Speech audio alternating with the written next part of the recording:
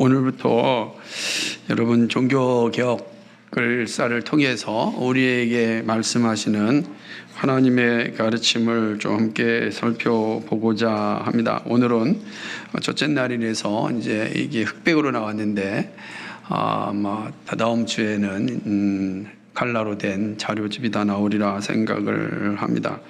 종교개혁 시기를 어떻게 볼 거냐 할 때 1500년에서 1685년, 그러니까 거의 이제 16세기, 17세기까지가 됐죠. 그러니까 16세기, 17세기를 우리는 종교개혁 시기다 이렇게 이제 말할 수 있습니다. 그러니까 1517년 한 번만이 아니라 한 2세기 정도를 우리는 종교개혁 시기다 이렇게 보는데, 그 이유는 종교개혁이 발생하였고 종교개혁이 열매를 맺었던 시기, 그리고 나서 이제 19세기에 18세기에 17세기 말부터 18세기 초기까지가 타락을 하는 이제 사회적 타락의 시기가 오고, 18세기 중반부터 다시금 우리가 잘 아는 웨슬레나 휘필드나 조나단 에드워즈나 또 이후에 나타나는 무디나 또 피니 같은 이런 부흥사들을 통하여서 교회가 다시금 부흥하는 그런 시대를 가지게 됩니다. 그리고 이제 19세기에 와서 심각한 문제가 생기는데, 이제 신학적 자유주의가 나타나면서 이 부흥의 불길도 이제 사라지게 되죠. 왜냐하면 하나님의 말씀을 진리로 받지 않는 시대가 나타나면서, 부흥은 말씀이 진리임을 전하는 건데 이런 어려움이 생기는 겁니다. 그래서 역사를 이렇게 보게 되면 가장 이제 오늘 우리의 모습을 만들어준 때가 언제냐, 1500년대다라고 하는 것입니다. 여러분이 이제 보고 있는 이 1500년대는 그냥 하늘에서 뚝 떨어진 1500년이 아니고, 1500년이 오기 전에는 1400년대가 있겠죠. 1400년대가 오기 전에 1300년대가 있는 게 너무 자연스럽고 자연스러운 이야기인데, 우리가 종종 이제 이 사실을 망각하고 있을 때가 있습니다. 그래서 종교개혁은 마치 1517년에 하늘에서 뚝 떨어져서 생겨난 거다, 그렇게 생각하면 안 됩니다. 그러니까 우리 교회가 갑자기 어느 날 20년 전에 뚝 던져가지고 세워진 것이 아니고, 하나님의 치밀한 계획과 섭리 가운데 세우게 하셨고, 그리고 지키게 하셨습니다. 지금도 종교개혁 교회들은 여전히 우리와 동일한 이 시간에 예배하고, 물론 이제 시간 차이가 있으니까 예배하고 있음을 여러분 기억하셔야 됩니다. 교회 개혁의 새벽은 이제 새벽이 와야 아침이 오지 않습니까? 그죠? 그래서 가천니까 교회 개혁의 새벽은 어떤 때였는가? 사실 그 여러분이 보고 있는 사진이 이게 보름스에 있는 누토 공원에 있는 개혁자들의 동상입니다. 잘 보이지 않겠지만 이제 나중에 또 살펴볼 때가 올 텐데, 마틴 누토가 중심으로 해가지고 양쪽에 있는 또 같은 제후들, 당시에 누토를 도왔던 제후들의 동상이 있고, 또 뒤에 지금 나타나는 두 사람이 구체적으로 나타나는데, 그 사람들이 이제 13세기에 있었던 왈도를 얘기합니다. 왈도파를 얘기하고, 그리고 우리가 이제 14세기에 있었던 위클리프, 그리고 얀 후스의 동상이 이제 기록되어져 있으면 이제 보게 되는 겁니다. 그래서 이들의 모습으로 이제는 종교개혁은 시작되었다. 교회개혁이라, 종교개혁보다 교회개혁이다. 교회개혁이 이제 시작되었는데, 왜 그러냐면 하나님의 약 중세 1000년 동안 너무나 심각하게 말씀으로부터 교회가 멀어졌기 때문입니다. 그러니까 말씀이 멀어지는 곳에 자리 잡은 건 교회 전통이었고 교회 권위였습니다. 그러니까 우리가 중세의 권위로 인하여서 진리를 보지 못하게 되거든요. 권위가 워낙 강하니까 그 권위 아래 모든 것을 다 이제 굴복당하고 만 거죠. 그러니까 말씀의 권위보다도 교회의 권위가 더 강력하였기 때문에 말씀이 전하는 것에 대하여서 교회의 권위가 이렇게 짓밟아 버리는 그런 시대가 되었죠. 우리가 또 알다시피 과학도 마찬가지 아닙니까?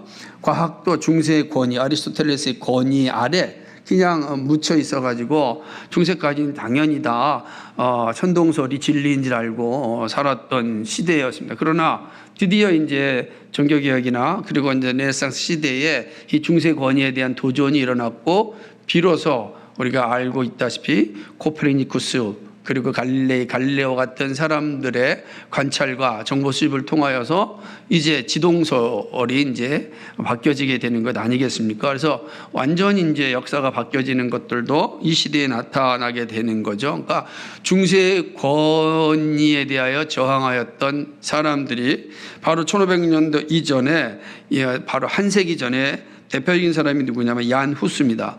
지금의 체코죠. 체코의 얀 후스입니다. 이 얀 후스가 바로 종교개혁 이전의 종교개혁자의 대표적인 사람인 겁니다. 그 얀 후스의 핵심도 뭐냐면 두 가지라고 딱 보면 돼요. 하나는 성경으로 돌아가자. 이 그러니까 로마 교회가 가지고 있는 모습이 성경적이냐? 아니지 않느냐라고 질문에 성경으로 돌아가자라고 하는 거였고, 두 번째는 성경으로 돌아갈 때 모든 것은 단순하였다. 부자가 되고 성공이 되는 것이 성경의 가르침이 아니고 그거는 교회의 가르침일 뿐이다. 성경의 가르침은 단순하게 되는 거다. 그러므로 교회가 화려한 이 예배당을 갖는 건 그거는 성경의 가르침과 합당하지 않다. 야누스가 말하기를 내가 하나님을 온전히 만나기 전에는 성직자가 되는 목적이 부자가 되고 편안한 삶을 살고자 하는 것이었다.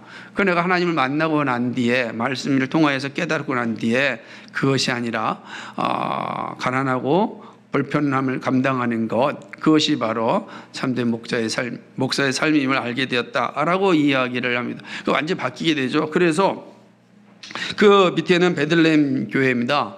베들레헴 교회는 정말 단순합니다. 그죠? 베들레헴 교회는 정말 단순하게 지어져 있습니다.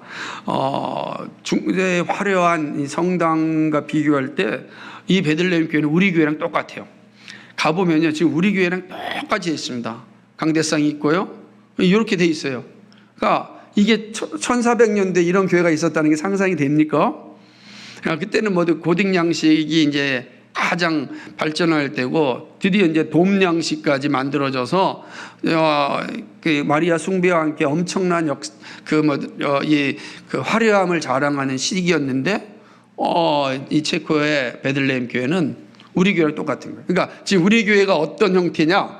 바로 1400년대의 개혁교회 형태와 똑같다는 거예요. 이건 유럽에서 있을 수가 없어요. 그런데 그 모습이 성경으로 돌아간 교회의 모습이었다. 제가 이렇게 보니까 사진이 좀 작은데 나중에 좀 크게 좀 해야겠다. 크게 보면은 더 잘 알 수 있지 않을까 생각을 좀 해봅니다. 그때 이제 이 야누스가 로마 캐톨릭에 의하여서 이제 이노센트 회의에서 이제 사형 선고를 받는 거나 마찬가지죠. 그때 화형을 당하게 됩니다. 그 지금의 체코에 가면은 제일 유명한 게 카펠교라는 다리가 있는데, 거기가 바로 이제 이 화형당한 장소인데, 그 화형당한 장소인데 그때 이 야누스의 유언이 겁니다. 오늘 당신들은 한 마리의 거위를 태우지만, 이게 한 마리 거위가 이제 야누스를 얘기합니다. 그러나 당신들이 태우지 못할 백조 한 마리가 나타날 것이다. 이 백조 한 마리가 누군가? 바로 이걸 마틴 루터로 상정하죠. 그러니까 거위인 야누스가 죽고 드디어 태우지 못할 백조인 이 루터가 드디어 나타납니다. 1517년에 루터가 이제 나타나는 거죠. 그래서 이 야누스의 유언이 참 의미심장한 유언이다 생각을 하는 것입니다. 교회 개혁은 어떻게 시작됐을까? 여러분 그 사진을 보게 되면 이게 베드로 성당입니다. 엄청나게 화려하죠. 제가 간 날은 이날은 또 교황이 나와가지고 또 이게 미사를 집전하다 보니까 정말 많은 사람들이 모여 있더라고요. 이 화려한 건물과 함께. 교회 개혁은 서구사에서 거대한 변화의 원인이었는데, 여러분 교회 개혁이 일어나기 전에는 서구 교회는 다 보편적인 교회, 가톨릭 교회에서 예배만 드리게 되었던 것입니다. 근데 교회 개혁이 일어나면서 드디어 이제 두 개 교회가 이제 존재하게 되었죠. 프로테스탄트 교회, 다시 말하면 개신교라고 하는 건 로마 캐톨릭 교회 반대하여 대항한다는 의미죠. 물론 이제 로마 캐톨릭 교회가 이제 남아 있고, 그리고 이제 프로테스탄트 로마 캐톨릭 교회에 저항하여 본래의 교회로 돌아가자라고 하는 개신교가 생겨나게 됩니다.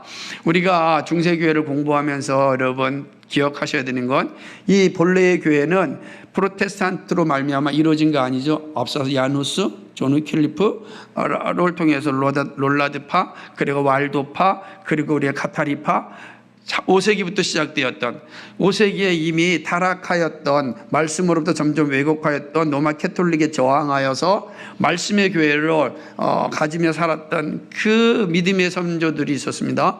5세기부터 있는 거예요. 암브로시우스의 가르침을 따라서 여전히 이탈리아에서 믿음을 가지고 있었던 사람들이 있죠. 이들은 나중에 종교개혁 이후에는요, 위그노들이 되고요.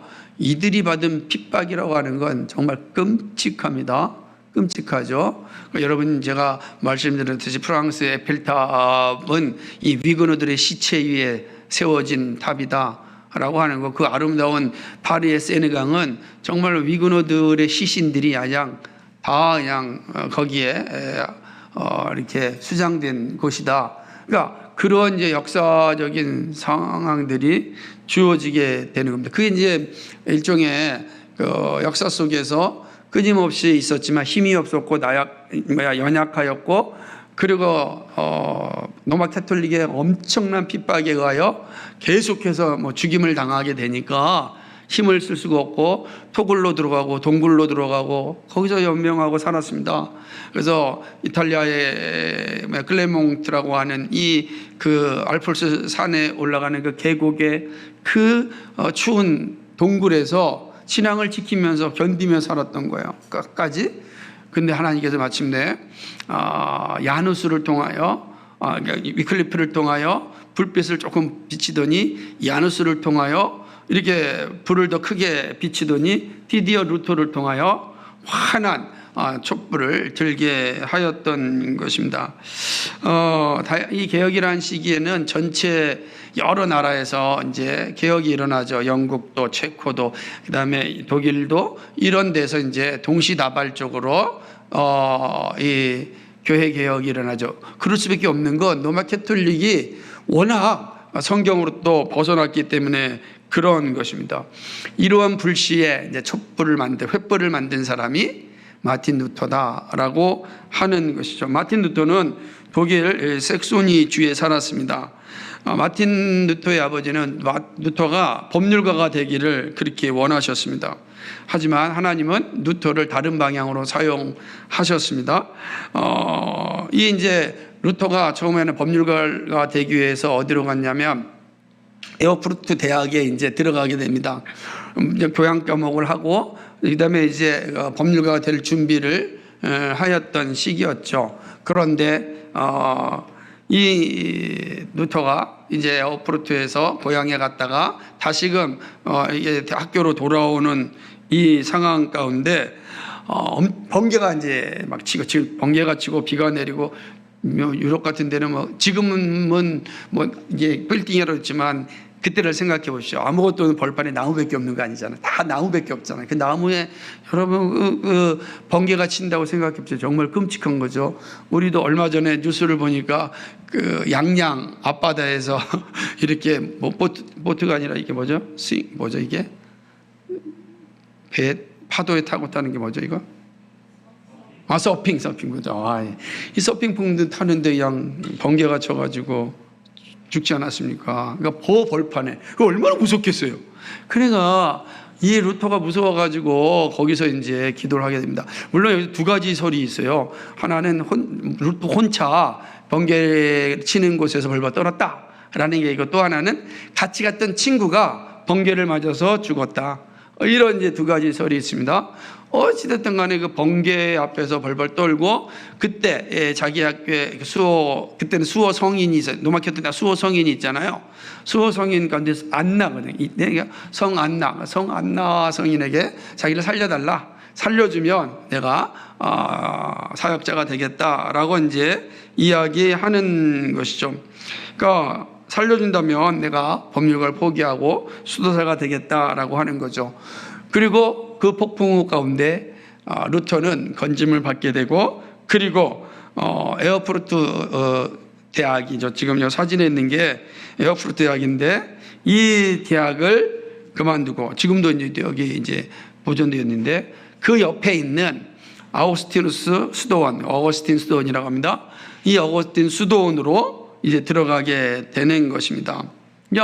어거스틴의 수도원으로 이제 학교를 그만두고 수도사가 되려고 들어가죠. 그 가보니까 수도원장이 딱 보니까 이 루터가 똑똑하게 생겼고 똑똑하거든요. 이게 보이나 봐요. 이렇게 똑똑한 것도 이렇게 눈은 피하여 갈 수 없는지, 어쨌든 루터가 워낙 탁월한 그 지성을 가지고 있으니까 루터로 하여금 계속해서 공부할 것을 이제 이렇게 권유하였고, 루터가 이제 신학 공부를 열심히 하게 되는 것입니다. 그래서 이제 비텐베르크 대학에서 그 열심히 이제 공부를 하게 되죠.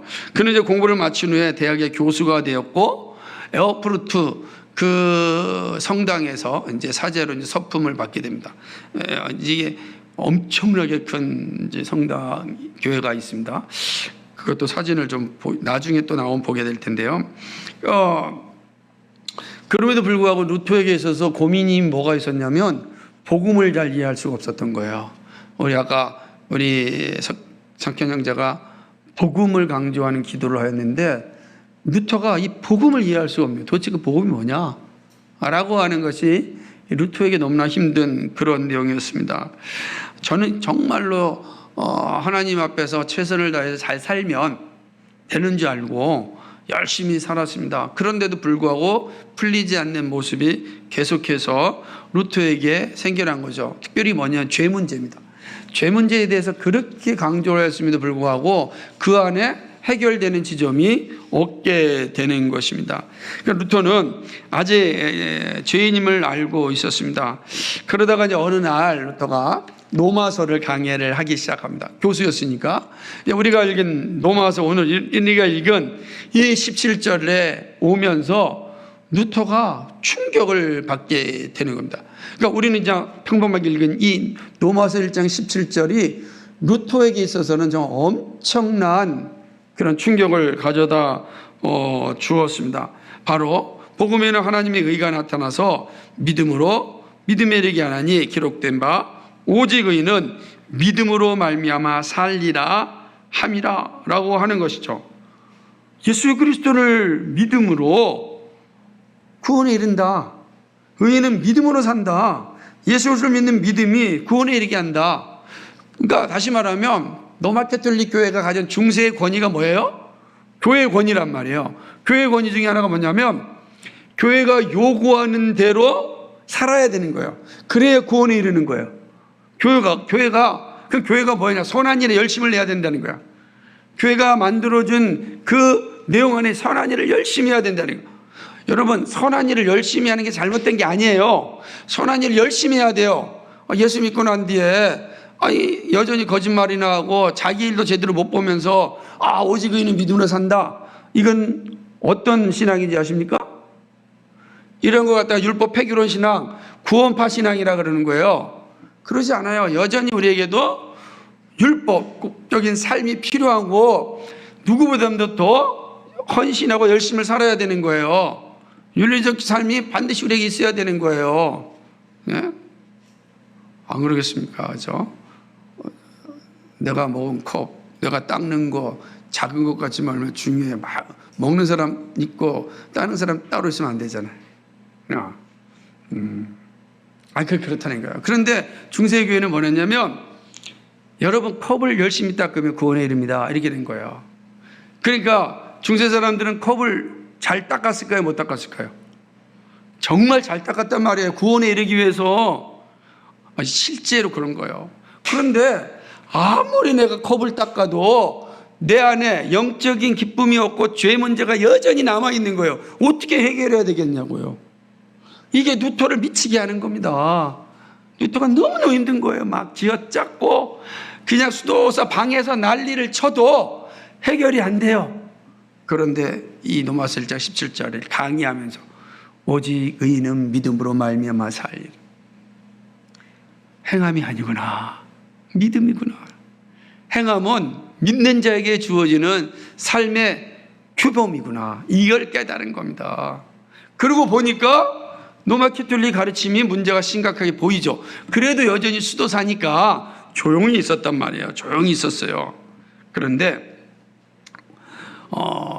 문제가 이제 발생하게 됩니다. 루터는 기쁘고 즐겁고 자기 안에 평화가 있었고 정말로 행복한 삶을 누리고 있었는데 이상한 소문이 들립니다. 어떤 소문이냐면 교종은 교황을 위한 교종, 원래는 그들이 이야기하는 이 포표라고 하는 이 단어는 뭐냐, 교회의 종이라는 뜻이에요. 그런데 이상하게 우리나라는 교황이라는 단어로 들어와서 사실은 우리 교종이라고 그들이 원하는 대로 불러줘야 돼요. 교종이 도미니크 수도사인 테첼이라고 하는 사람을 통하여서 베드로 성당 앞에 보았던 보십시오. 그 몇 페이지입니까? 5번에 이 베드로 성당 요걸 짓고, 특별히 이 안에 시스티나 성당이 있어요. 시스티나 관, 거기에 미켈란젤로를 통하여서 어마어마하게 멋진 천장화를 그려야 돼요. 돈이 없는 거예요. 돈이 없는 거죠. 네오 10세 때인데 돈이 없어요. 그러니까 이제 요때에 테체를 통해서, 물론 이제 단순히 베드로 성당뿐만 아닙니다. 당시에 있는 주교자 성당들이 돈을 많이 필요한 거예요.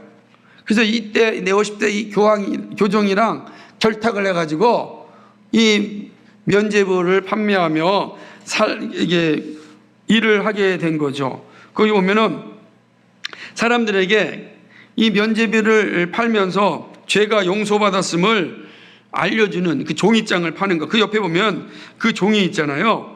그 위에 있는 종이. 그 위에 있는 종이가 면죄부예요. 거기 보게 되면 다 글이 되었고 중간에 이렇게 칸이 남아있죠. 하얀 칸. 그죠? 10번. 보세요. 10번. 보고 있습니까? 네. 좀 보세요. 거기 보면은 하얀색이 나와 있죠. 빈색. 거기다가 여러분의 이름을 한번 써보십시오. 그럼 바로 구원받습니다. 이게 면죄부예요. 그러니까 다른 게 필요 없고 이 종이를 갖다 주고 거기다 이름만 쓰면 돼요. 그리고 뭐죠? 돈을 받고 면죄부를 사서 이름을 쓰는 순간 어떻게 되죠? 죄 용서 받는 거예요. 이렇게 얘기합니다. 이 테첼이 여러분이 지금 이 면죄부를 샀고 면죄부 통에다가 돈을 딱 떨어치는 순간 짱그랑 하는 소리가 들리는 순간 연옥에 있는 여러분의 가족들이 천국으로 바로 가는 겁니다. 눈 짱그랑 하는 소리가 가는 거예요. 그 옆에가 그 밑에 있는 10페이지 밑에 있는 게 뭐냐면 이게 홍보지예요. 찌라시. 우리 얘기를 하면 이게 이제 면죄부사라고 하는 찌라시를 막 뿌린 겁니다. 미리 뿌려놓고 그 다음에 테첼이 면죄부를 가지고 딱 쓰여 있는 겁니다.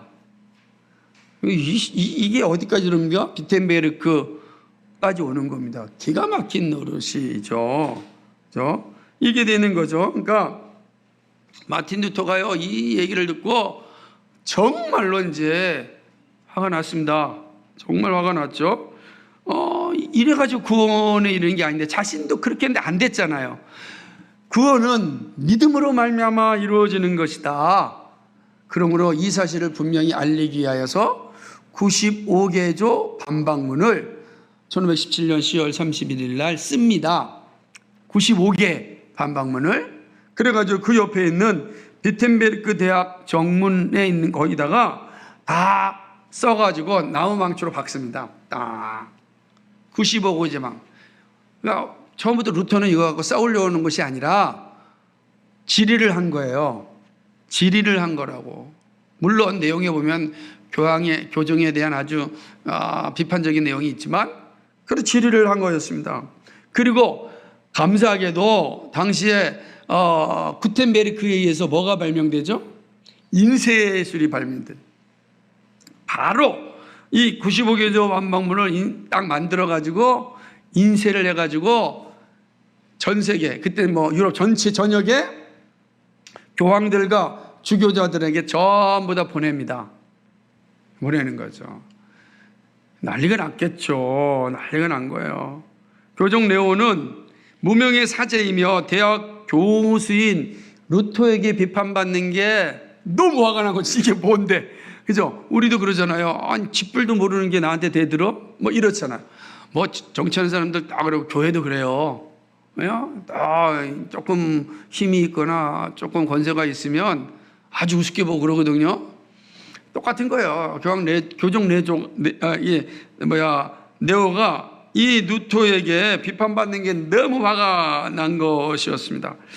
그래서 이제 이 루터의 문제를 해결하기 위하여서 교종이 여러 가지 일을 하게 되는 겁니다. 처음에는 라이프치히에서 사실은 이 문제를 가지고 에크와, 그러니까 이 로마 캐톨릭의 대단히 탁월한 신학자인 에크와 함께 또 논쟁을 합니다. 그런데 거기서 루터가 이기는 거예요. 그러니까 루터가 탁월하게 변호를 하니까 이게 이제 할 말이 없어요. 그러니까 에크라고 하는 이 신학자가 저 이단이가 죽여야 된다라고 이제 올립니다. 그럴 때는 보름스 회의가 열립니다. 보름스 회의에서 교종 앞에 서가지고서 루터가 자기의 생각을 펼칠 때 교종이 그거를 철회하라. 그럼 내가 살려주겠다. 이게 이야기하는 거죠. 루터가 하루만 나한테 시간을 달라. 그리고 시간을 얻어서 그 다음날 서가지고 이야기합니다. 나는 교회와 교종의 말은 언제든지 오류가 있을 수 있다. 그러나 하나님의 말씀은 오류가 없다. 그리고 나는 하나님의 오류가 없는 말씀에 나는 따르겠다. 그것이 더 안전하다. 이 얘기하는 겁니다. 그러면서 보름스 회의에서 담대하게 자기의 이야기를 합니다. 그러자 어떻게 됐습니까? 교종이 가만 놔두겠어요? 그래서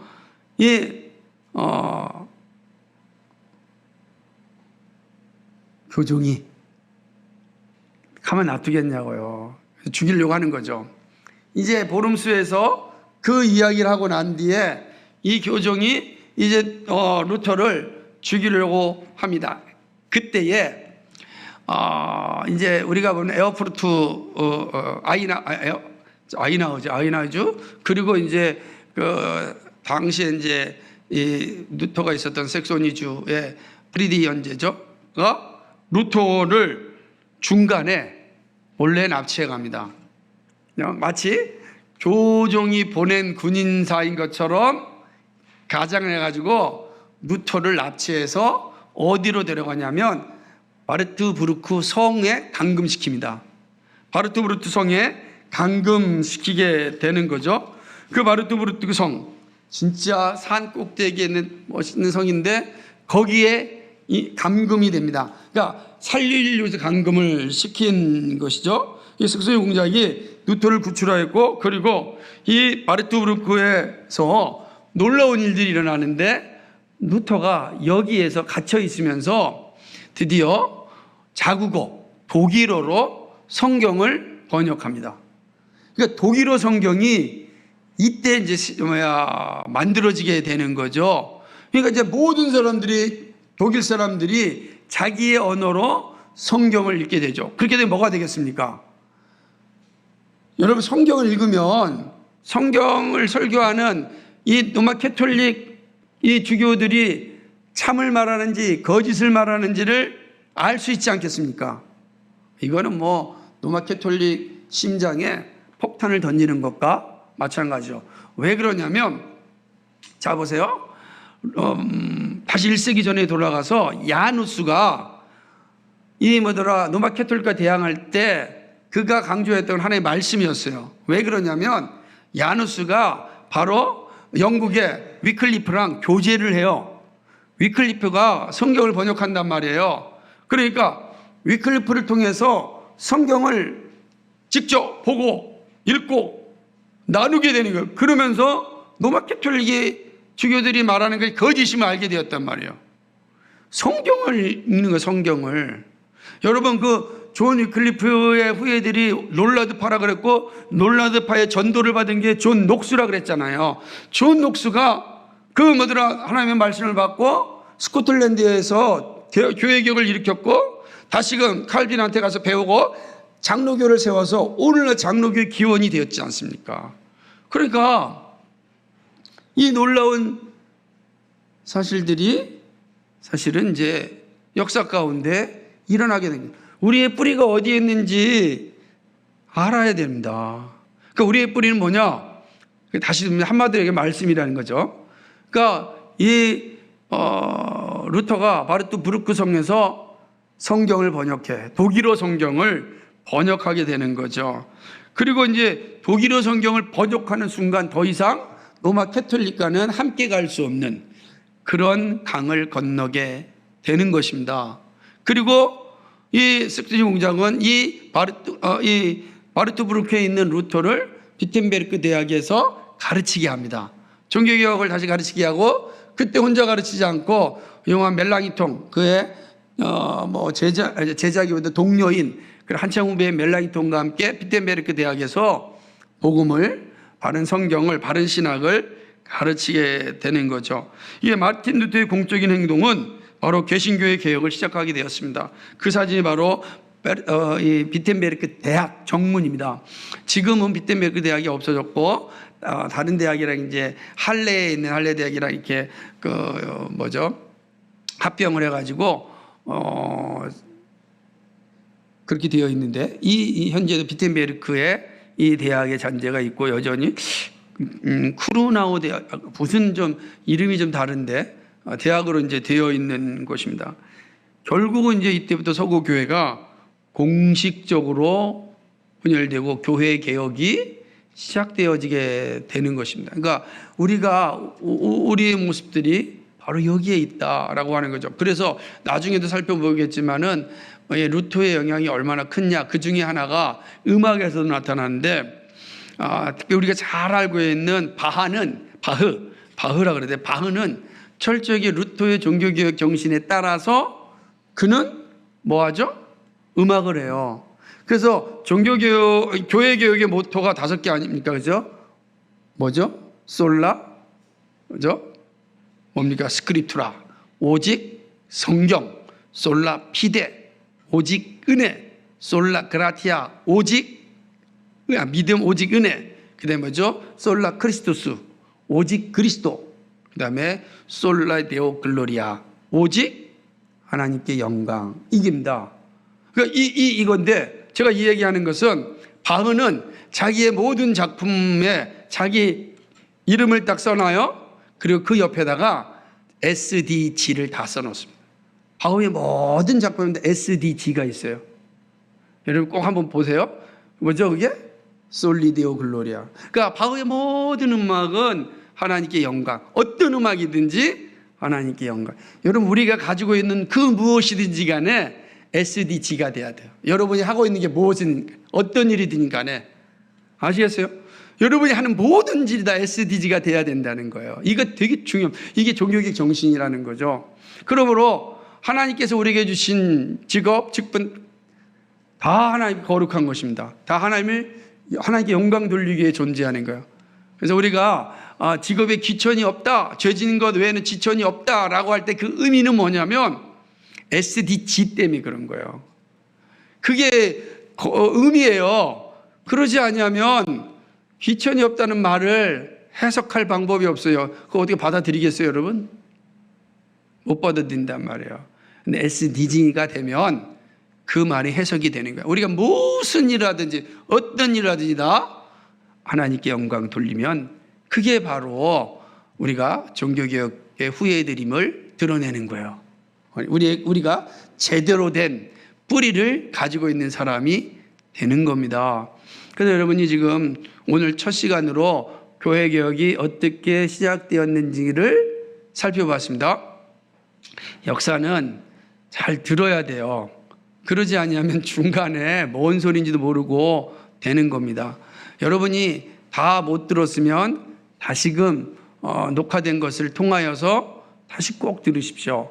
그리고 이제 다다음 주부터 시작되어지는 1500년 때부터 시작되는 차근차근의 역사를 하나씩 보게 되면 우리가 이 무더운 여름과 선선한 가을을 다 보내게 될 거라 생각합니다. 그러면서 우리가 마지막 올해 2023년 정말로 그 종교개혁 기념주간에는 제대로 우리가 기념주의를 지킬 수 있지 않을까 생각을 합니다.